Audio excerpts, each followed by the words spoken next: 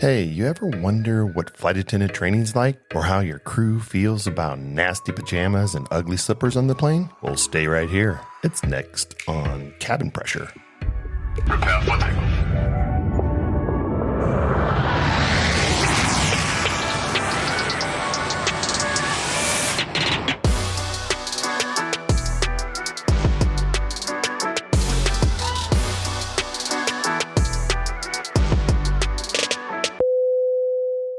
Welcome, everyone. Fasten your seatbelts, stow your tray tables. Don't even think about moving from that seat. It's time for Cabin Pressure with Shawn and G. What's up, Shawn?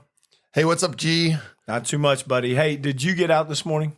Oh, I absolutely did. Man, it was absolutely gorgeous, the weather. Yeah, the weather here, we are in Northeast Ohio. OHIO, baby. And I don't know about all that, but... we might differ on that a little bit. But it's all good. But, on my side, OHIO. Yeah, it has been amazing. The weather up here in Northeast Ohio this year, it's just been gorgeous. I mean, it has been. Just to like look at our mornings, our being a crew member, and a lot of times on our trips, we're getting up really early, so we get to appreciate the world. Yeah, I'm an early morning person anyway, but the other day I got up, and it's one of those moments where you get up and it's quiet, nobody's up. I'm looking out the back of my property. I got a tree line in the back, and the sun's just coming up over the top of it. Dew's going across the lawn. It's nice and quiet. It's serene. It's almost like, when you're walking on the beach and the waves are crashing. It's a moment to where it's like you just forget about everything else. You're not really thinking about anything, just the beauty that you're looking at. And you just can't believe how beautiful this is. And you're thinking how fortunate you are just to be here at this moment. Yeah. Yeah. It's that meditative, moment that you can just reflect and start your day out. I love coming back to those parts because a lot of times in life, we always think about things that we have to have and what we strive for, new cars, bigger houses, stuff like that. And I get it. I mean, don't get me wrong. I know everybody wants those.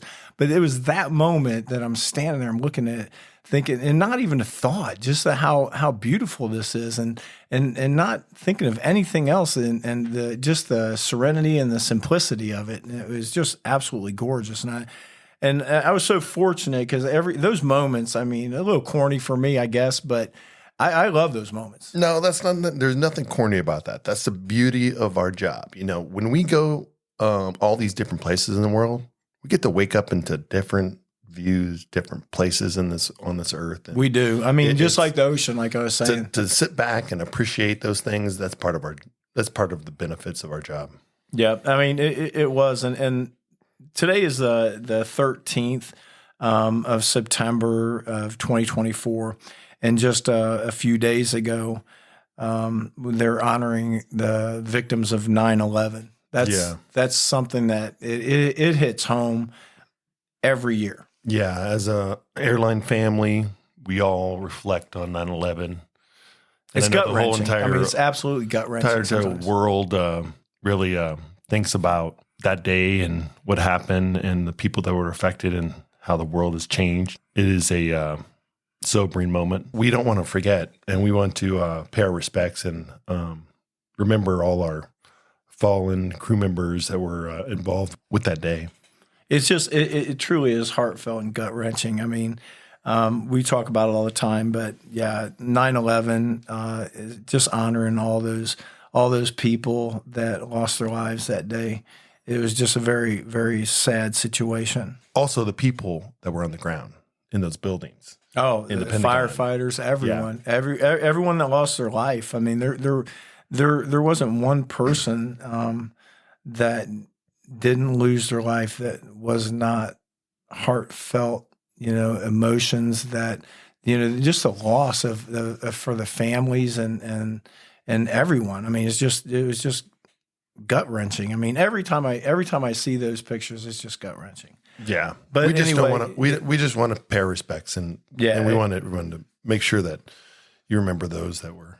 We don't ever forget. Trust me. If we just don't ever forget. But Shawn, anyway, going on to this week, we're all about safety. That's what a flight attendant is, basically, is safety. Yeah, our number one concern. And we noticed a couple planes that they collided, they got clipped. Doesn't matter which airline it was. Let's talk about the safety aspect of that. We always tell passengers, make sure that you keep your seatbelts fastened. We want them to keep their children out of the aisles because a lot of times they have their infant child standing because the kids gets upset. But they get mad at us because we're telling them all the time to make sure that their seatbelts are fastened, even taxiing. And this was a perfect example, right? Yeah, this is a perfect example of that split moment of time that, instances happen. And that happens on the plane all the time. It's those just, wow, bam. Yeah. But folks, understand this too. When you've seen one aircraft taxiing.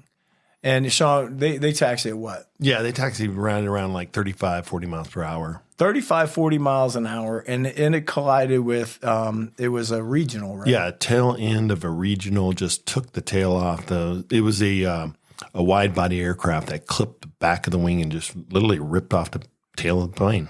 So just think about that, the jolt that would cause inside of an aircraft. And that's a taxi, folks. And understand this. That's right by the runway. So an aircraft landing at an average speed of 160 to 180 miles an hour, if that would happen and the same situation happened to an airplane, the devastation of that, and it's simply the point of this is keep your seatbelts fastened. I mean, we don't say it to be mean. We say it because we want you safe. We want your child safe. We don't make you pick your child up because we're trying to be mean or anyone wants to, stop them from stretching their legs. But it's just, that was a perfect example of why keeping that seatbelt on, right? Yeah. It's those instances, those super quick happening events that like turbulence, like this incident just happened, whether it be on the ground or in the air, we're always thinking safety as flight attendants. We're always thinking about everybody else's safety as well as our own. And we are always worried about how is that going to, how would that be affected? And, in today's world, we get so involved with all the amenities and, connecting to Wi-Fi and, talking to our fellow passengers, all these different things, trying to enjoy our experience and our trip. But you need to keep yourself safe. Right. And just understand this as being a passenger. We are not trying to make it difficult for you. We're not trying to, we don't look at it as like we're telling you what to do because we're not. What we're doing is we're just informing you that the reason why those seatbelts need to be fastened, the reason why those bags need to be stowed, trust me, there are reasons. If you've ever been in any of these situations, there are reasons why we tell you to do this. We don't just tell you this for us to control you all, not even a little bit. Yeah, this industry, every rule in our industry is because something happened to make it there. Exactly. I mean, if we can go back. We've been like G and I started back when they were smoking on the plane. Yeah. How much smoking is happening on the plane now? Yeah. Yeah. Like these are the things that, instances happen, events happen, and we change our rules and the way we do things to keep everyone safe. Absolutely. Hey, last time that we got together, we talked about how me and you got hired and we survived the cattle call. Yeah. Yeah. The experience of the cattle call, everything that we did to change our lives to get into this industry. Yeah. But, we had a common denominator there too, right? Right. Okay. So today we're going to talk about flight attendant training. First day. First day of training. That is absolutely crazy, folks. I'm telling you, the first day of training is absolutely crazy. But before we get to that, we're going to go over a few more things. I want to talk about why are we actually doing the podcast, Shawn? Our flight attendant family. Yeah, we have a worldwide family of flight attendants. This is not just about me and Shawn being two flight attendants for our airline. This is the way we feel about all flight attendants because folks, you have to realize flight attendants, we travel on each other's planes every single day. We travel going back and forth to work, and we look at these people the same way that they look at us. They're family. Yeah. I mean, even though they fly and they work for another airline, they're still family to us because they do the same job we do. Yeah, when you get on when we see another airline personnel on our flight, we treat them the utmost respect. And, absolutely. And we also provide them with whatever we got as amenities and all that stuff. It's a professional courtesy that we have with each other, but it's also it's kind of strange though, right? Flight attendants and pilots, it's just, we're definitely a different group because as soon as you see someone, it's like you've known them forever, right? Yeah. A lot of times, I mean, it's crazy like that. But anyway, what we want to do is we want this to be about not just me and Shawn, about our flight attendant group, our flight attendant family. Yeah, we want to talk about the travels that we, all the things that we do, the places we go, foreign and domestic. We also don't want to talk about, sharing stories. We want your input. Yeah, we want to get your input about this. We want to talk not only our stories, we're also going to be telling other flight attendant stories, and hopefully having guests on our show as well. Yeah, and we were actually like being the voice of flight attendants. I mean, it's kind of fun to do because we can't do it on a plane. No, we do it with one another, but we don't get to talk to the public. Well, that's the whole thing is about bringing the galley to your house right now. That's what we're doing. We said this. We need to bring the galley to the home, and this is the galley, and we are bringing it to your house, right? What's happening behind the curtain? All right. So listen, the first thing that I have to address, because it just happened the other day. What's that? Pajamas. Pajamas. Cannot stand pajamas. Stop. For the love of everything holy, people. Listen, let me tell you. Amen. Hey, listen, those big old pajamas, big floppy slippers, nobody wants to see you at an airport in those pajamas with the floppy slippers. And definitely nobody wants to sit next to you and turn around and look at you and see what you looked like sleeping last night, right? And nobody wants to see that. And I'm going to tell you what I don't want to see. I don't want to see your toes. I don't need you in open toe slippers. I don't care if you had a pedicure or not had a pedicure. I guess I'm getting into my own personal things, but let's go to the pajamas, though, right? Yeah, pajamas are out of control on the airlines right now. People come in with the fuzzy slippers and the pajama on the plane, and they look like they just woke up out of bed, and they also come on holding their like pillows. Oh, I know. As well. Yeah. Like, and that's fine. You bring your pillow. That's fine. But let me explain to you what happens in those pajamas. Now, everybody looking at you like, okay, first of all, you didn't take a bath last night. Right? That's first thing. Yeah. Because you're still in your pajamas. Yeah. So we smell you when you come on. They come on board the aircraft. Now, sometimes they might not smell, right? Sure. Okay, they might not smell, but we don't want to see you in the pajamas, even if you don't. But say that you didn't, shower, and you did come on board the aircraft, and you sit next to two people that did shower. Then that little bit of funk body smell that you're having. Yeah, you got like a big old stank sandwich right there. See, I'm being nice right now. But that big hear me, yeah, that big smell. That body smell that you have, that person next to you gets up, comes to the back galley, starts yelling at the nice flight attendant that we need to do something about who? You. They want us to do something about you. And see, we don't even want to get involved in that situation because it's very, very touchy. Yeah, right? we try to get other people involved in that situation. Exactly. We Well, try we to have remove to. ourselves as well, well. We have to because if a lot of times our planes are full, so we can't move anyone. So let me explain to you what happens. So then that flight attendant, if the plane's full, has to go get somebody else, and that person has to come down and talk to who? The person in the pajamas. With their stinky slippers on. And they got the stink going from last night and just rolled out of bed and rolled into our aircraft thinking that it's perfectly acceptable to travel in a public place with all your stink. Exactly. And it all goes bad from there, right? Yeah. So let's just stop the snowball effect of bad. Take a shower. Yeah. Put on some deodorant, right? Some nice clothes. This just segues into just the whole hygiene subject. Sit next to that person and enjoy that 4 hours. Yeah. I mean, hygiene on a plane, in public spaces, it doesn't planes, trains, automobiles, wherever you're at. If you're with a bunch of people, be a little respectful to all your other. I'll never understand that part.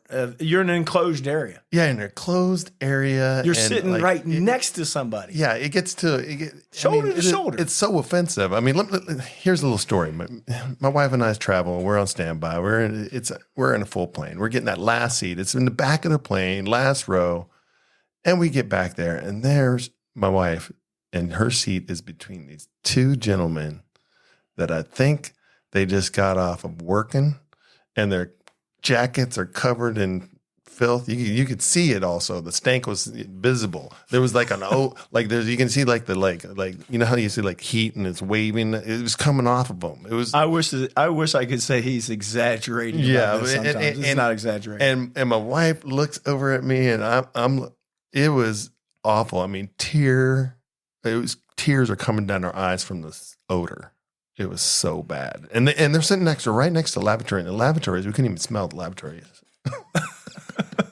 and for every flight attendant out there knows that that's a big statement.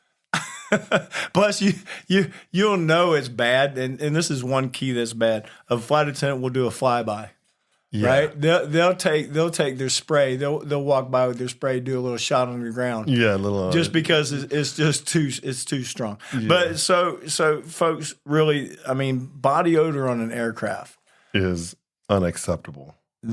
Completely unacceptable. Just years ago, right? Everyone took the time and they wore really nice clothes on the plane. Right? Yeah, the days, like we come to the airport and watch your friends and families take off, and we all came in suits and dresses, and but even after that, though, right? We went through this whole generational thing because it's only within this. This is only within the last so many years, right? Yeah. That this has happened, but it's almost like there's a group that thinks I can show up like grunge.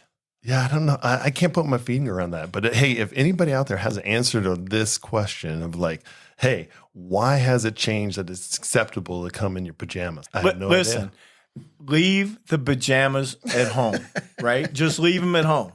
I mean, and you will get a big thank you note from your crew because nobody, I'll say it 1,000 times over, nobody on this earth wants to see you on a plane in your pajamas, right? Nope. All right, brother. Hey, listen, first day of training. Wow, first day of training, man, brings up so much anxieties and excitement and just memories of this, what it was like that you're anticipating. You don't even know what's getting ready to happen to you. But, craziness. I mean, that's really, it's intense. It was so crazy. Yeah. I mean, like my first day, my first story that I like I told you, I was my girlfriend at the time was an ex-flight attendant. I came here and, I had a little bit of knowledge and all this stuff. So, I was the first day I was very excited. I'm coming from a military background, all these guys around me, and now I'm surrounded by 100 women. Mm-hmm. Yeah. Anyways, you could put yourself there and all that good stuff. So I'm there just having a blast. And so I get down to the lobby and I see all these women and I start talking to them and telling them about the information that I know, sharing, trying to help my fellow flight attendant. You were trying to meet people. You lie. You were such a liar. And so we're just, no. I am being a civil servant at this time. And I'm trying to at this age, you'd be a silver servant. At that age, you're lying. Right. So I'm just talking everything. And this reminds me of like my good friend that went to class with me. He knows who he is. He came downstairs and he sees this mob of females all circling around. He thought there's something happening and everything. He kind of walks closer to the circle and all of a sudden he sees my head out there right in the center of all these women. And let me tell you, he's looking at me like, I don't like that dude already. Hey, let me tell you something, folks. Ever since I've known this guy, always, I don't care where he's at, center of attention. Well, center of attention. Sometimes. I don't care. No, all the time. all the time. I don't care. I don't care where he's at. Center of attention. Hey, somebody's got to be the entertainment, right? Hey, listen, I remember the first test we took was the city codes. City codes. City codes was a super big thing back in when we started flying. I mean, we had to, so you got to take yourself back. And all this technology, we didn't have these phones and stuff that we had today. We had manuals, big, thick manuals. We had manuals, and everything was done manually. So we had to study city codes, all those, Cleveland, CLE, and it was a one and done, folks. I mean, one and done. If you failed city test, codes, bye. Yeah. Don't unpack. Yeah. Get your ticket. I think I remember them telling us, like, we're going to take this first test and please don't pack. Yeah, exactly. Because if you failed, you're just heading back to the airport. Right. You're just going. You're leaving. And one of the experiences I remember too is like everybody showed up with these index cards, and we had these index cards, and we like taped them to the windows of our hotels, and we're sitting and having flashcards, and we'd get together in groups just for this first test. It was so silly. And you think about the technology today, you with a note card, that wouldn't even be it. So and today, like talking to that, I talked to another younger flight attendant and what they've done now, and city codes aren't even a big thing because technology's into it, and in our manuals now that are become electronic now. We don't have to remember all those. So they had a little bit of city codes, but for us, it was the first big test, right? It was. I mean, that's what I said. I distinctly remember city codes because it was a one and done. That was the first test where they said, if you don't pass, if you don't get this on your test, you're going home. Yeah. And then we knew that from that point forward, we had to study all the time. But let's go back. How many did you have in your class? I started off with 105 guys, 95 women. Oh, you had 100. So I reached out to my buddy Chris, and her nickname is Big Mama. So big shout out to Big Mama. Shout out to Big Mama. But let me tell you something. Big Mama ain't big. Big Mama is little, right? She's a little thing, right? Under 100 pounds. Yeah, but man, does she got a big personality. Yeah, big personality, big heart. Big, huge heart. Remember, Shawn, when you said last time, you said we come across those people that they just give, right? That's what they're known for. They're just give.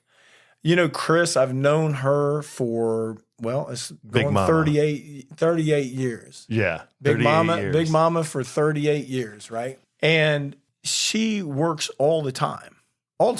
And then someone asks her for help, or she sees that someone needs help, or something that, like, there's a charity or something like that. I don't care how busy she is. She's the first one to volunteer all the time. I don't care. All the time. She's always there. She helps people all the time. But anyway, I had to reach out to Big Mama, ask her about how many people we had in our class. 227. Whew. Yeah, no, 227. That's unheard of to me. We had a convention center. Hey, and in that, I talked to another flight attendant recently talking about what they were doing here in modern day training. And their classes were made up of, like, I think their class started off at like 50 and they had it broken into 25s, groups of 25. It's so much smaller now. And I couldn't even imagine 50. Yeah. Well, I'd be all right with it. Oh yeah, but I still couldn't imagine because we were reading things off. They would put it on a projector. Oh yeah, I mean it was on a wall whenever we were looking at it. I couldn't imagine it being 50, but we graduated 206. Wow. Hey, my graduating class. So we had 100. Start off with 100. We ended with I think 95, but we had a sister class of 100, and that class only ended with 27. Wow. Yeah, hey, they had to come back to the instructors and we're like, hey, we're trying to hire people, not fire people. Hey, how many weeks did you guys go? Ours was 6 weeks. See, we actually went 8. 8 weeks? Wait. I had 6 weeks, but I didn't have any service training. Yeah, I can tell that on board the aircraft. Yeah. I know we had 2 weeks. We had additional service training. I just gave Shawn a hard time because that's why we're so much better than him. Yeah. In the mind of G. Ladies and gentlemen, Jesus That's entered all. the mind of Hey, G. that's the only mind that matters, folks. But no, it was a large class. I couldn't, like I said, I can't even imagine how many. But then I was talking to another friend of mine, and her name was Angel, and she had told me her story because I thought, Angel, what do you remember about training the most? And she said that I was afraid every single day. Yeah. The level of anxiety that you have as a flight attendant on a day-to-day, because we're being tested every day on what we're learning. Like you'd learn something and then boom, you have a text the next day. And it was just like so nerve-wracking. Everybody's running back to the hotel to study what we had just learned so we pass this test in the morning type of thing. But yeah, Angel was saying she had an older trainer, and she was sitting there, and they were just getting ready to start. And the trainer said, we're going to show you the difference of years ago about being a flight attendant and this was like 17 years ago. Okay? Yeah. So to put this in perspective, it's 17 years ago, and we're talking about an older flight attendant like us. Right. Probably. And all she was doing was just giving an example of how much time has changed. And remember, I started 38 years back in July. What year did you start in? Oh, I was 87. Yeah. So I came on in 89. A lot of different changes happening in the airline business.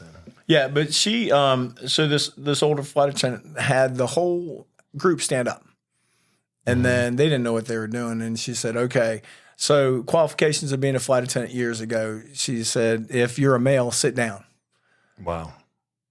So how many think sat down? Our class 5, but today half the class, right? So a lot of them sat down. And then she said, "If you're older than 27, sit down." Wow.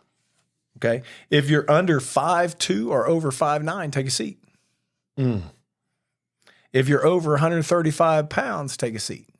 Okay. You get in trouble for that right away, right? That's a lot of limitations. If you're married, take a seat.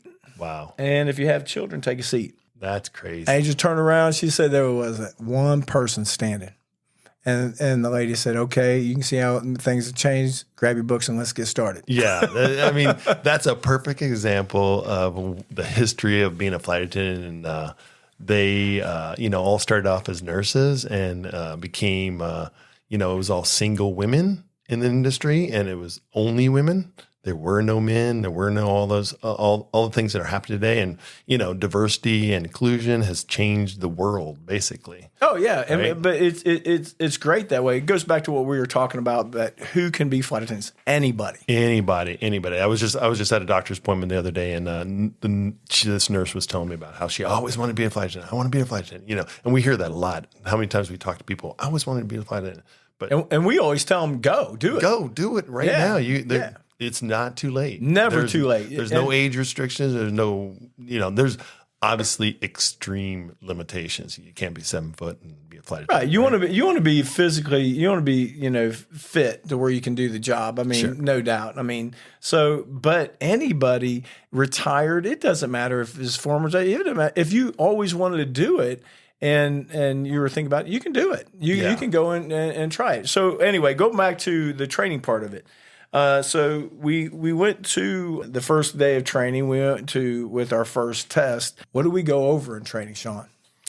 Man, training involved a lot of different things. I mean, lots of test taking, right? Lots of test taking, but everything is in training is really about safety. I mean, everything that we were learning, not only were we learning about, different aircrafts that are out there, we're also about emergency procedures, all these different aspects, but it's all related to safety. It's crazy when you think about how many different aircraft types are out there.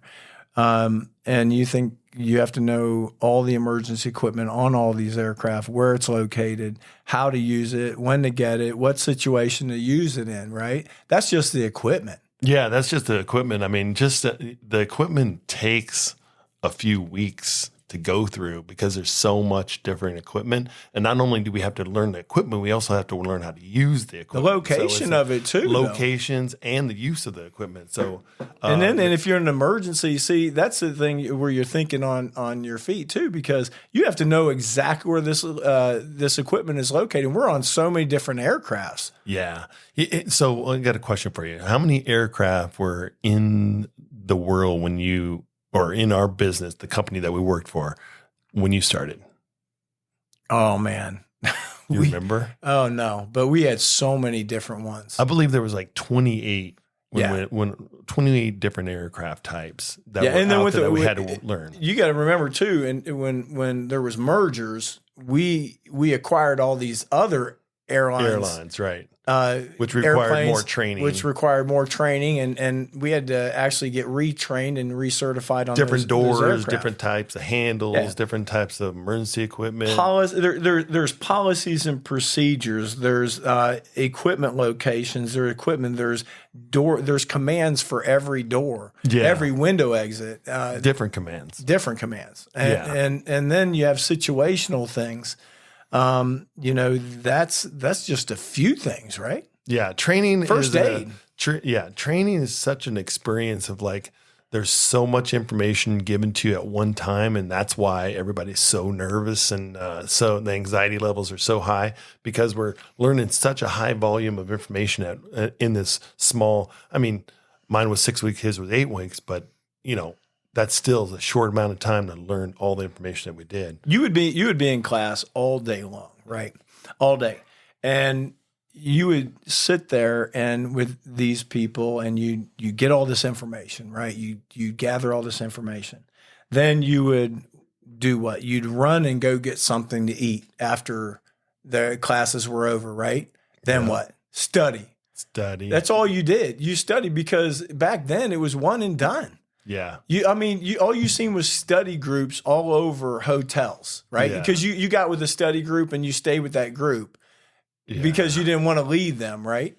Because as long as everybody was passing, you felt good. Yeah. You know what? So that leads me to a little bit of story here. In training, one of the big things about being a flight attendant is that we have to get along with everybody, right? Yeah. We have to understand and empathize with everybody's different situations from all over the world. And believe me, you become very attuned as to people's, what's happening, the different cultures that are out there. Yeah, your roommate. Stuff. Yeah, right. And so, we get paired up. This is the only time for the company we work with, this is the only time that we would actually have to be paired with a roommate. The rest of your career, you're not gonna. When we go on these layovers, for 6 yours is 6 weeks. Mine's 8. Yeah, you better like that person, or it's gonna be a long time. Yeah, and you like your roommate? I told you, Jim. Oh yeah, absolutely, man. Jim was a bomb. Me and him have been friends all these years. We'll be friends, and probably till the day we die. Yeah, he was cool. Yeah, you make lifelong friends in training for sure. My roommate, not so much. That happens. Trust me. Right next to me and Jim, day one of training, these two had it out. Oh yeah. It was all over a bed. Who was getting the bed closest to the door? I believe it. Unbelievable. There's so many personalities and so many things thrown into one little place, and we didn't have like a training facility for the company that we worked for at the time. We did a lot of stuff at hotels. We were in hotels doing our training and stuff. So you shared a hotel room. And my roommate, I absolutely despise this man. He was if you remember Gilligan's Island? Yeah, I do. Yeah. You remember not the professor. Who was it? Thurston Howell the Third. Yeah. Lubby. Hey, Lubby. Yeah. That's how he talked to everybody in the class. I'm nice to meet you. How can I help you? Yeah, this guy was like strange. He was just a weird dude, and but you had to still really get quirky. Along with him, though, right? Well, I got along with him to the point, I wasn't fighting over bed or anything like that, But I had my own study group, and he had him, and the rest of the class really didn't like this guy. and come to find out a little bit later, but he was we didn't get along at all, and it was not a good situation. That is a tough situation, especially when you got 6 weeks of that. Yeah, I mean, I like I said, I was fortunate with my roommate because he was such a cool guy. But that would be a really tough situation because there's enough stress as is, and then you got to deal with that, and you're in where you're staying. Yeah, and like my buddy that was in my class with me, one of my very close friends, he and I every day after class, we had to de-stress, and our de-stress was go out to the ball court. We'd go out back, hit some baskets, play some pickup games with whoever was else, other classes that were there, do all that stuff. So it was a fun, relief to get away from that stress every day. But a fun story about that was that my roommate, went through this 6 weeks, didn't like this guy, stay away from me. We had a little incident where he actually went to the instructors and told them that he didn't have anybody to study with. And I told him, no, he didn't have anybody to study with. The instructors came back to me and said, hey, why aren't you studying with him? And I'm like, I don't need to study with this dude. This guy and me, we're roommates, and that's good, but I don't want to spend my time with him. No, you need to get along with him, they said.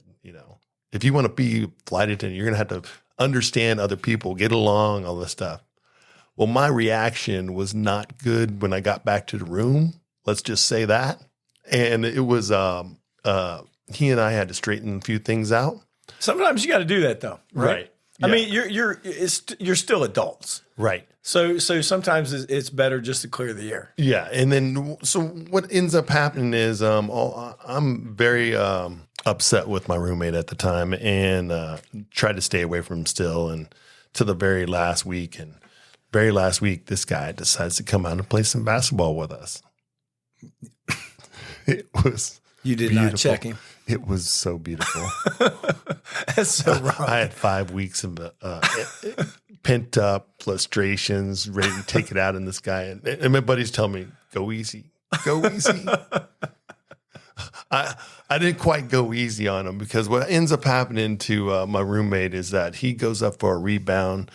I did the same thing, but he ended up coming down, and he came down on top of my foot, twisted his ankle, and broke it. He's crying on the ground, and I'm like, get up, quit being a baby. So your roommate got sent home from training. He got sent home. Oh my God. It was a beautiful moment for myself and the rest of the class too. But he didn't show up till like a month and a half or something like that later on the line when we were out there flying, and showed up looking for a room. Nobody would accept him, but that's a whole other story. We'll talk about that later in another episode. But that's the thing about and going into training. You don't know who they're going to pair you up with, and you're not always going to get along with people. I mean, but you're supposed to try. That's what you're supposed to do, and you try to have a mutual ground. But again, going back to this, any person that is interested in doing this, even though we tell you that it's stressful,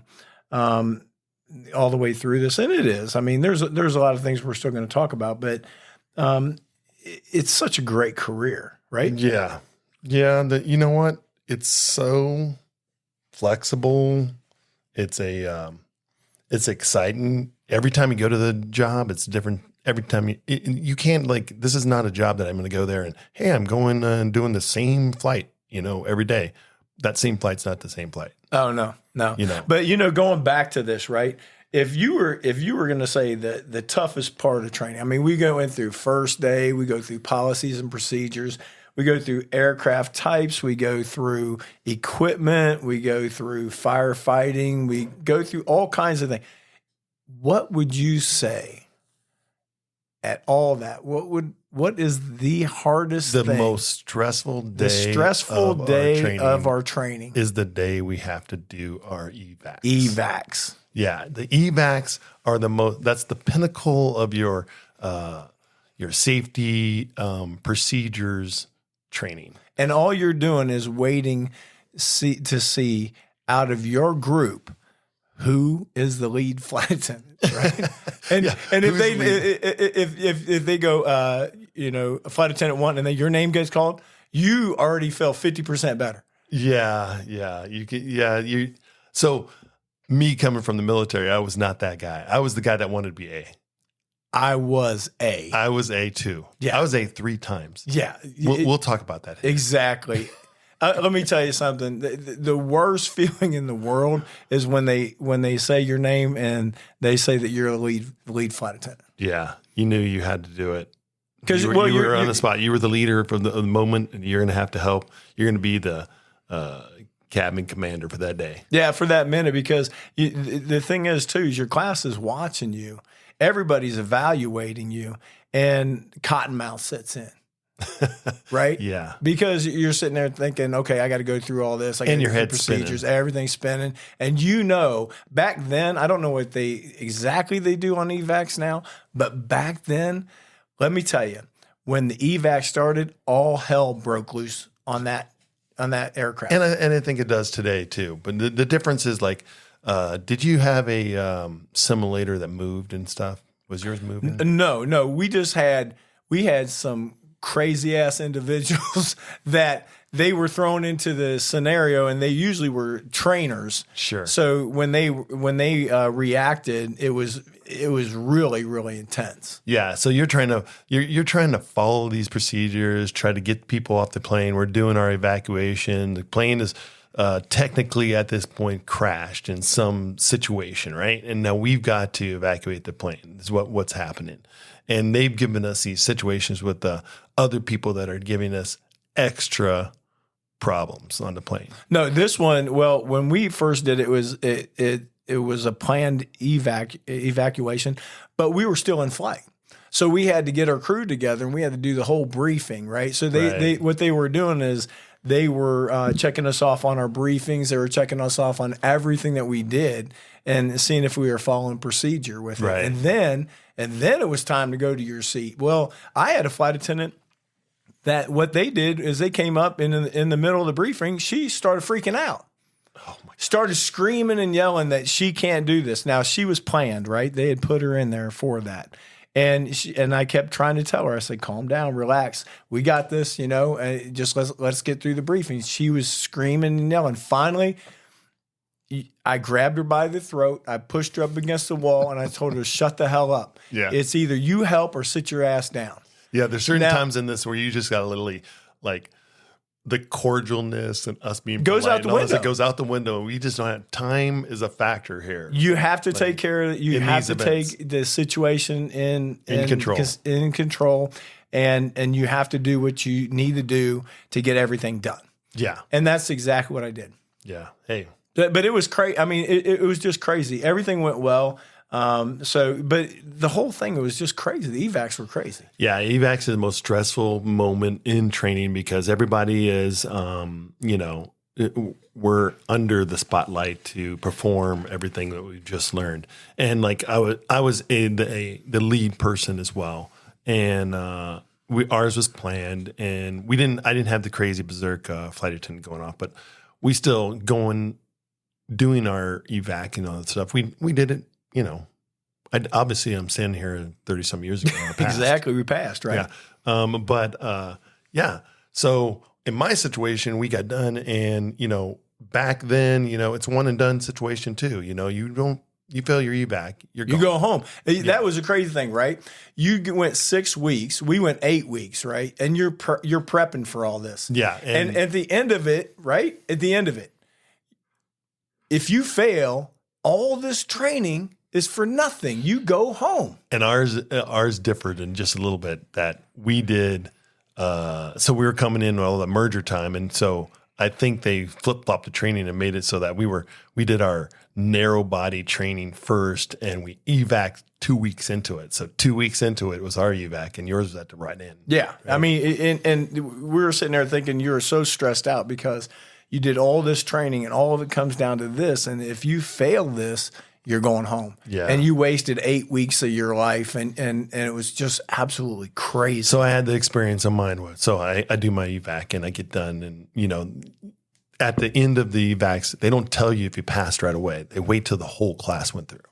And then they got done with the evacs, and they're like, okay, we want X, this person needs to stay. And everyone else is good to go back to the hotel. Bye-bye. Well, the last name in that whole list they called was mine. And I was freaking out. I mean, inside me was like, I wasn't out on the outside, I wasn't freaking out, but the inside I was like, news. What happened? There's no way I just did that. I know I killed it. I was like, I was so confident back then. And well, still am. And a little overconfident at times. But. And so, yeah, we just were like, I was like, what's happening? Well, they put us in the groups again and they had us re-evac. And I was like, wow, I didn't know we were going to get a second chance there. And so we did it again. And one of the guys in my group, he was just really bad. I mean, he was just bad. He was so I think his emotions were just taking over. He just could nerves, not right? perform. Yeah, because your nerves are going crazy at that time. Right. And so he was shutting down and he couldn't get the whole thing. And so we all got done with the second chance and they like, well, we need to see this person, and Shawn.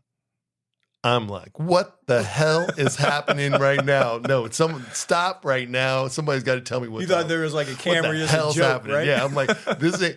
I know I did this right. Like you just knew it. But we had this instructor back then that was so mean. I'm surprised that you kept it together. Yeah, dude. She was so mean and she liked to pick on people and she was picking on me, but I didn't know it. And she just, I was too confident for her, so she wanted to bust me down. But I can deal with that, being ex-military, breaking down. I could do that, right? Yeah, exactly. So we go and we do the evac again. These guys finally, this guy gets his shit together finally.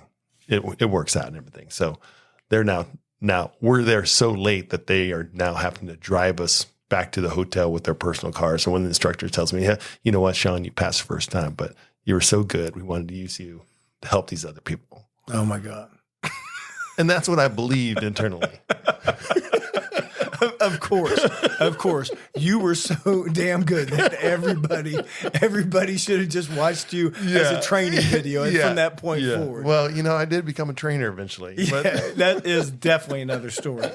Okay, so we end up training evacs. We got the job. We are the next time that we get together, we'll be talking about like our first flight, right? Yeah, first flight, first day on the job. Like the experience of what that's like after you.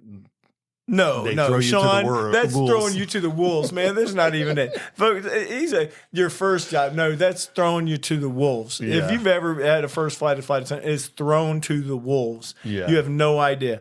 But before we leave, we're going to talk about a little bit about why we're doing the podcast, right? Yeah.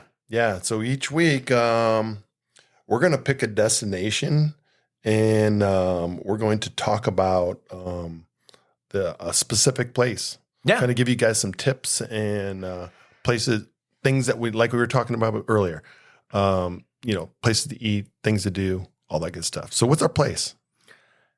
Today, our destination of the week is Bozeman. Bozeman, Montana. Yeah. What we're going to do with that, though, just understand this. What we want to do with this is any crew, right? From anywhere. Crew, people on vacation listening to our podcast.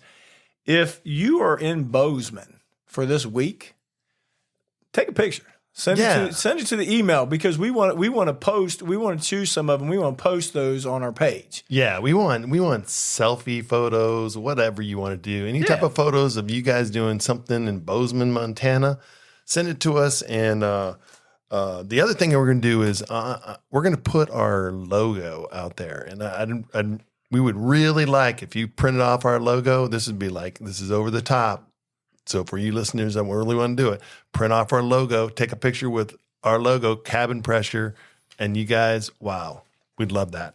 Oh yeah. But in Bozeman, right? You actually did one of the top 10 things that they do in Bozeman, right? Yeah. I went with the crew on a layover. We decided to go to the Montana grizzly encounter. It is the coolest thing. You're going to see grizzly bears up close. And I'm talking about, when I say up close, within like 15 feet of you. That's cool. And now how far is that from around the airport area? It's probably about a half mile down the road on the highway. It's right next to the highway. And what this is a grizzly rescue. Okay. And it's these grizzly bears that they come from all over the world. And like people have like actually tried to make a grizzly bear their pet. Like they get these babies and they try to domesticate them. Okay. Yeah, they try to raise them and stuff. And then they realize that they get too damn big and they're eating too much food and they can't handle it anymore. Yeah. And this place comes and rescues them. So, well, that's kind of cool, though. Yeah. At least people can be educated on the grizzlies, though. Yeah. So you can go there and observe these grizzlies, and you see them. And the last time I was there, I think they had like 7 different grizzly bears, and one of them is actually pretty famous. He's been in many movies and all that good stuff. It's really cool. But you can see them. They feed them and all that stuff right in front of you. So what do they charge you for that? I believe right now it's $13.50 to get into the door for the. That's not bad at all. Yeah, so $13.50 for this experience, and you can take all the pictures and stuff. You take pictures. They got the gift shops. You can get your stuffed grizzly bear and all that good stuff there. But really cool experience. Well, that's really cool. We had another flight attendant. She had told me about fly fishing in Montana. Oh, fly fishing in Montana. That is the number one thing. Anytime you get on a plane going to Montana, Bozeman in particular, you're going to see fly rod cases everywhere, right? Yeah. The little tubes. Absolutely. The little tubes everywhere on the plane. We're going to get it. Everybody's going out there. Some of the most wonderful fly fishing in Montana. So here's another tip from actually a flight attendant that does the fly fishing, and she said that it's absolutely amazing. It's the Montana Angler. Yeah, the Montana Anglers are the outfit out of Bozeman that will take you on guided fly fishing. Have you done fly fishing before, Gary? No, I fished all my life. I have not fly fished. Fly fishing is amazing. I mean, it's kind of part of that whole thing that you were talking about at the beginning of the show of like that serenity and being out in nature. I mean, when you're wading in a stream in the middle of Montana and you're flipping that rod back and forth, and these trying to catch a fish. Just the rivers are incredible. I can imagine. Yeah, beautiful. I mean, the movie "The River Run Through It" is just like exemplary to show you that whole aspect if you ever unable to go. But yeah, fly fishing is one of those things, the sports that are just fantastic. And they said that also hiking is amazing, right? Oh heck yeah, hiking up in Montana is like there's so many trails up there. I mean, you can just go outside and start walking in a direction, and you feel like you're hiking out there. Well, they said one of them is the M Trail, right?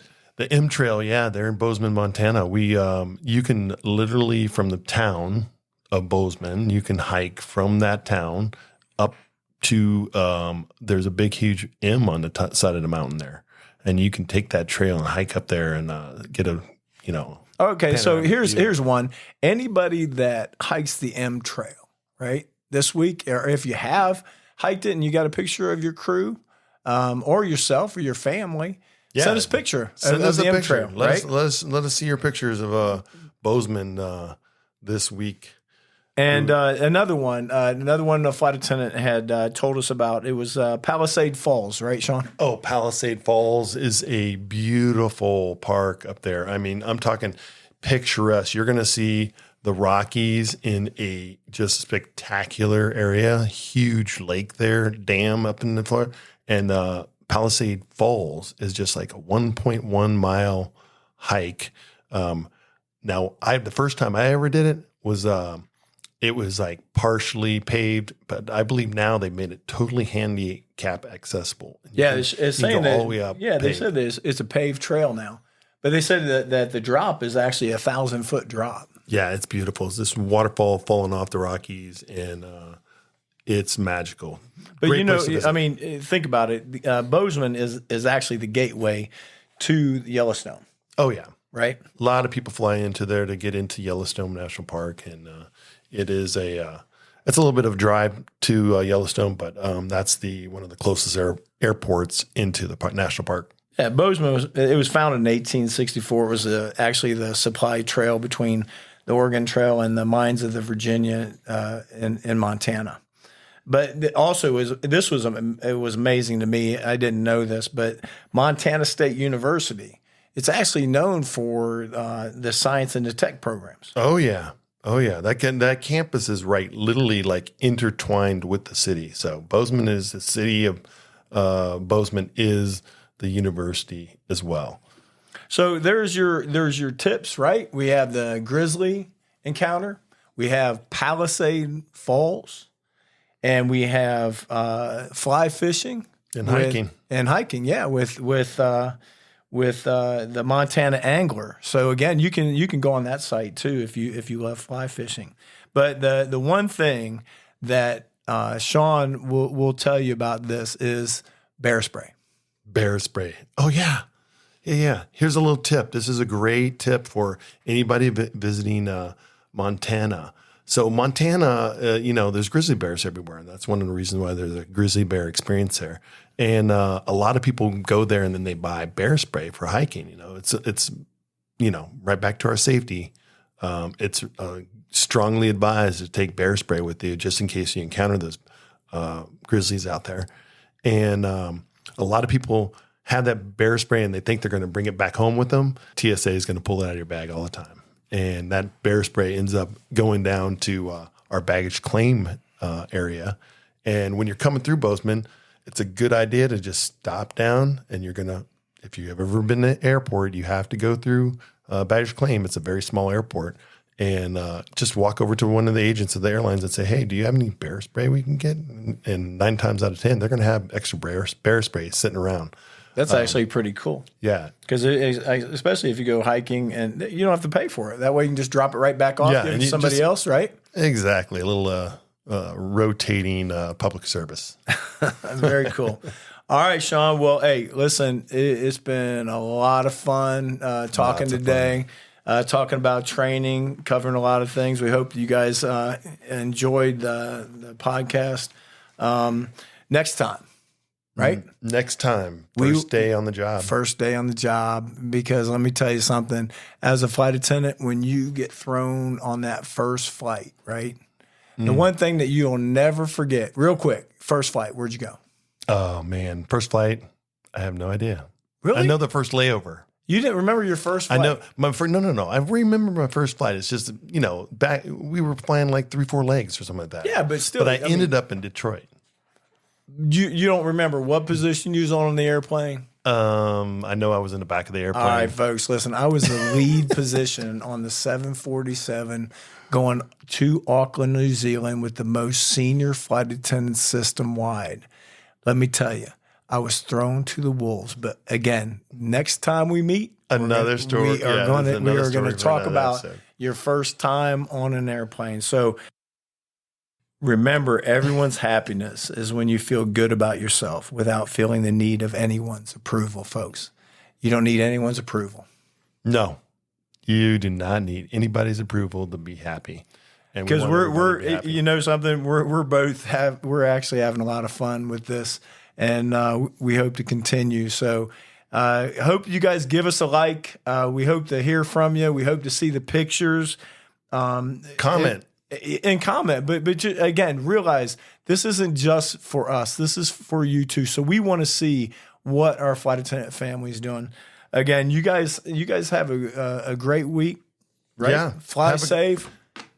This is the other thing is that we want you to fly safe, think safety, be happy in whatever you're doing. See you next time. See you next time.